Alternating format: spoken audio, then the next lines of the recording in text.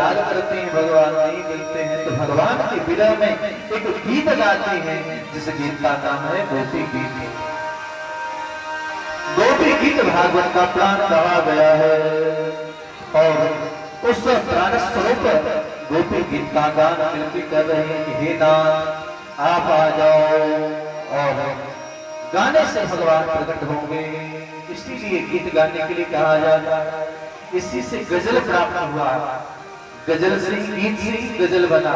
भगवान के प्रेम के लिए गोपी कहते हैं कि उनके रूप का अनुकरण, उनके लीला का अनुकरण, उनके धाम का अनुकरण करना ही ये गोपी ऊंचू है, गोप्य है ऊंचू।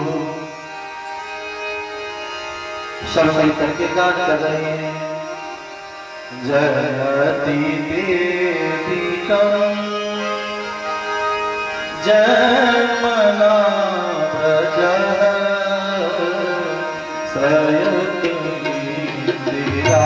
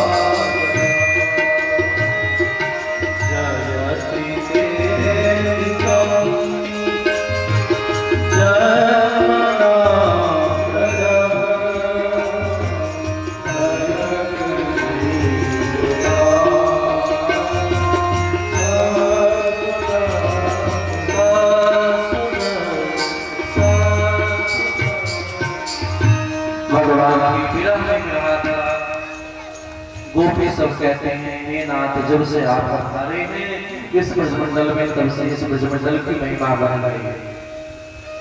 आपके जन्म लेने के कारण इसकी महिमा बढ़ गई है। आपके जैसे संत मुनि का आत्मा जहाँ पर भागते वो श्रेष्ठ हो जाता है। आपके आने से लक्ष्मी महारानी सीसी उस जगह को छोड़ करके इसी ब्रजमंडल में विराजमान हो गई। हे नाथ आप कहाँ चले गए? अब आओ, आप अपने चरणों से इस प्रकार मत भटको। आपके जिन चरण कमलों को अपने वक्ष पर रखने से हम घबराते हैं कि आपको कष्ट ना हो। आप उन्हीं चरण को लेकर के जंगल में चल चल रहे हैं, ये शोभा नहीं देता। आप अनेक प्रकार से राक्षसों से मुझे बचाया, अग्नि से बचाया, मुझे मर जाने देते। आप जानते हैं कि प्रेम करने वाले को कितनी पीड़ा हो, जितने सामने वाले को कष्ट ना हो प्रेम करने वाले को इतनी पीड़ा हो।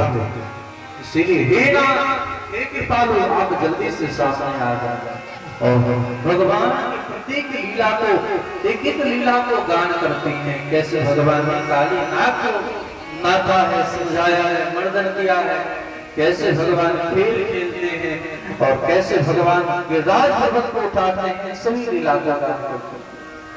रो रो रो स्वसर्वम राज कृष्ण दर्शन लाल सा भगवान के विरह में विरापुरा गोपी जब रू रू सुस्वरम राज।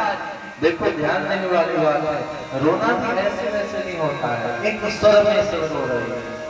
देखो लाखों गोपियां, ध्यान देने वाली बात, समय नहीं है तो मैं चर्चा करता, लाखों गोपियां हैं लेकिन लाखों करोड़ों गोपियों के होने के बावजूद सब मिलकर के एक ही गिर रहा है। गौर करने वाली बात, करोड़ों अगर व्यक्ति हो तो सबके मन में एक ही बात चले, संभव है? सब एक ही गीत गाए, संभव है? सबके भीतर में एक ही भाव हो, संभव है? लेकिन सबके भीतर में एक ही भाव है, क्या? कृष्ण रसम पिबती, उनके भीतर में भगवान कृष्ण का रस है, भगवान ही चाहिए। और जिसको भगवान चाहिए, भगवान की प्राप्ति चाहिए, वह कोई अलग नहीं होगा, सबके भीतर भीतरी नहीं होगा, सबके भीतर एक सामंजस्य आ जाए, सबको एक ही तत्व चाहिए, एक ही भाव चाहिए और कुछ नहीं चाहिए। इसीलिए भाव तो बहुत आ रहा है कि रू रू सुस्वरम राज कृष्ण दर्शन लालसा, एक स्वर में एकाकार हो। हम लोग तो एक दो लोग भी होते हैं तो ठीक से भक्ति नहीं कर पाते हैं, सामने वाले का मन कहीं और, उसका मन कहीं और, उनका मन कहीं और। यह सीख मिलता है जब तक किसी कार्य में अपने लिए कर्म योगी, विशेष कार्यों के लिए प्रतियोगी और अन्य कार्यों के लिए सहयोगी नहीं बनाओगे तो काम नहीं। एकाकार होकर के, एक भाव होकर के जब हम भगवान को पुकारेंगे तो भगवान को आना ही होगा। भगवान किसी के विरह को बर्दाश्त नहीं करते, भगवान देर लगाते हैं तो कहीं न कहीं हमारे भीतर व्याकुलता नहीं है। आज भगवान के सामने जब आरती करते हैं तो आरती करने का मतलब ये नहीं होता है कि आप थाल में सिर्फ कपूर डाल दो, बत्ती डाल दो और 4 बार घुमा दो, ये आरती नहीं है। आरती 5 प्रकार का होता है, जल से, पुष्प से, मन से, दोनों हाथ जोड़ करके बंधन करके, अर्थात आर्त भाव से जब हम व्याकुल होकर के, जैसे भयंकर रोगी दर्द से कराता है और डॉक्टर को पुकारता है, माँ बाप को पुकारता है, उस ढंग से हम भगवान को पुकारें, ये है आर्त। आर्त भाव से उन्हें पुकारें, ये है आर्त। लोगों को पता नहीं चलता, स्तुति अलग होता है, वंदना अलग है, प्रार्थना अलग है। प्रार्थना प्रार्थी होकर के, जिज्ञासु होकर के जब हम भगवान के सामने निवेदन करते हैं, हे प्रभु आनंद दाता, दोनों का तारतम्य है। हे प्रभु आनंद दाता, आप ये हो, हमको क्या चाहिए, ज्ञान हमको दीजिए, ये प्रार्थना है। स्तुति किसे कहते हैं? स्तुति में सिर्फ उनकी ही चर्चा होती है, आप ऐसे, आप ऐसे, आप ऐसे। प्रार्थना, स्तुति, वंदना, वंदना है जो अपने भीतर अपने कमियों को, ये सरकार हमें ये कमी है, ये कमी है, ये कमी है, इस बात को उन्हें बताना, ये है वंदना। क्या किसी को वंदन करने के लिए सिर्फ उन्हीं के गुणों की चर्चा किया जाए, ये वंदना। तो भगवान कब मिलते हैं? जब हमारे भीतर परमात्मा के प्रति तदीयता एकात्म भाव हो जाए, भगवान मेरे हैं, हम उनके हैं। तदीयता, त्वदीयता, हम उनके ही हैं। मदीयता, वो मेरे हैं, मेरे हैं। और अंतिम भाव है पदात्मिका, वो सिर्फ मेरे हैं, हम में उनमें कोई अंतर नहीं। ये क्रम है, हम सब में भी अनेक प्रकार का भेद है। तदीयता, तदीयता, मदीयता, मदात्मिका, और मदात्मिका भाव ही है एकात्मकार हो जाना। जैसे दूध में पानी मिल जाए तो पता नहीं चलता कौन सा दूध कौन सा पानी, उसी प्रकार जब हम परमात्मा से मिल जाते हैं फिर पता नहीं चलता कौन ये है। जैसे इधर का जल जाकर के समुद्र में विलीन हो जाता है, कोई अलग नहीं कर सकता, उसी प्रकार जब तक हम परमात्मा से मिलते नहीं है, एकात्मकार नहीं होते हैं, तब तक वह आनंद नहीं मिलता है। रसम होगा वह आनंद ही होती, ये दर्शन का विषय इसीलिए है। जब तक हम इन सब से, अभी तो हम इतने धर्म में फंसे हैं, ये मानव माता का धर्म है, जीव माता का धर्म है, ये ब्राह्मण क्षत्रिय वैश्य इनका धर्म है, ये स्त्री का धर्म है, ये पुरुष का धर्म है, ये इनका काम है, उनका काम है। अरे भैया सबको छोड़ के एक तो पहले मानव बनो, मानव बन नहीं पाते हैं और इतना भेद बन के पाले हुए हैं। ये वैष्णव है, ये अवैष्णव है, ये भक्त है, ये अभक्त है। हम किसी को अभक्त बताने वाले कौन हो? ये अभक्त है। दुनिया में कोई अभक्त नहीं है, कोई नास्तिक नहीं है, सब आस्तिक। अगर नास्तिक है तो मेरे जैसा नास्तिक कोई संसार में नहीं है, ऐसा भाव। नास्तिक किसे कहते हैं?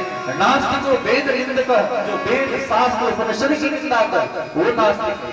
भगवान को कौन नहीं मानता? सत्य को कौन नहीं मानता?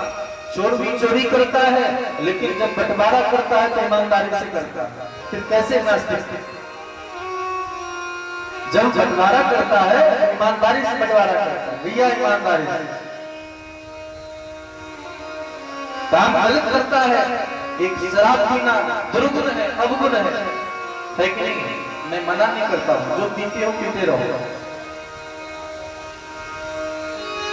क्योंकि समझाने से नहीं समझने वाले लोग। लेकिन पीने वाले को पता होता है कि ये बुरा है, इसलिए परिवार में किसी को पीने नहीं देता, पिलाता है।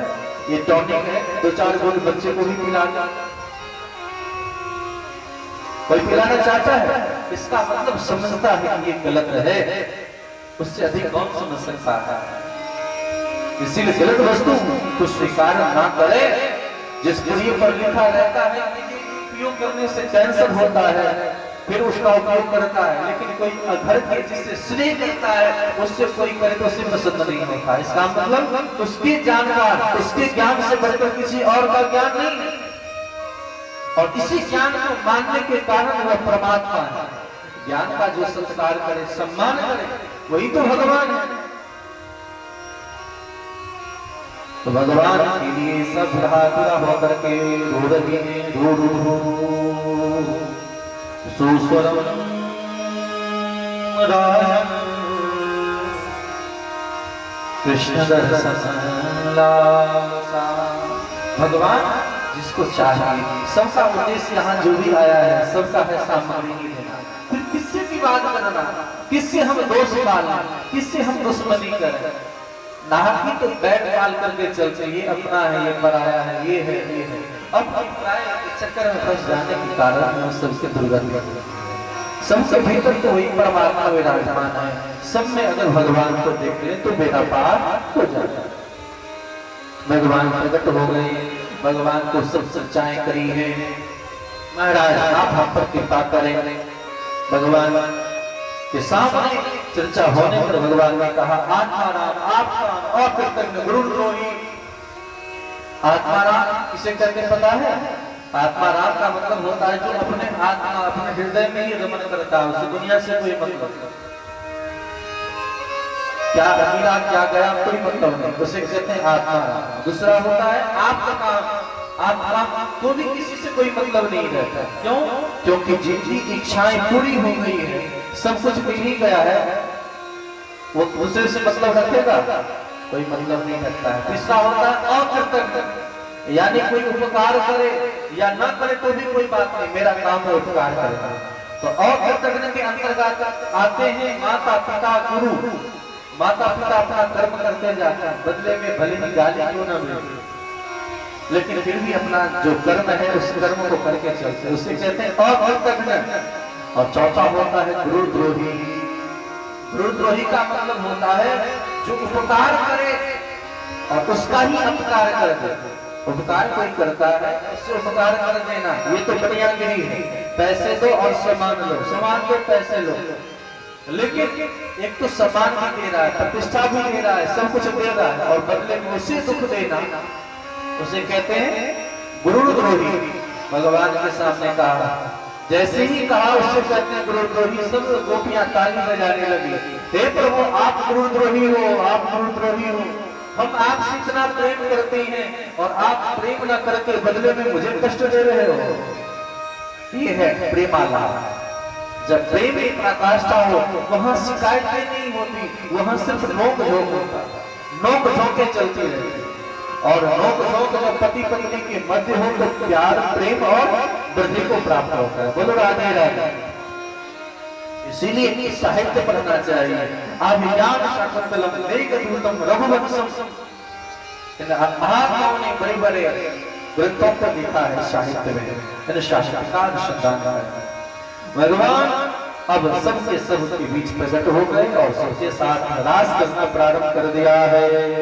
भगवान इस प्रकार जब वेणुवादन पुनः करते हैं तो सबको सुनाई पड़ता है और उस बांसुरी उस ध्वनि को सुन करके सब गदगद हो गए। और देखते देखते आज भोलेनाथ भी वहां पधारते हैं, उनके मन में भी हो जाता है कि मैं भी उस लीला को देखने जाऊं, मैं भी गोपी बन जाऊं। इसीलिए पार्वती से कहते हैं, एक दिन ओ भोले भंडारी बन की ब्रज की नारी गए हैं।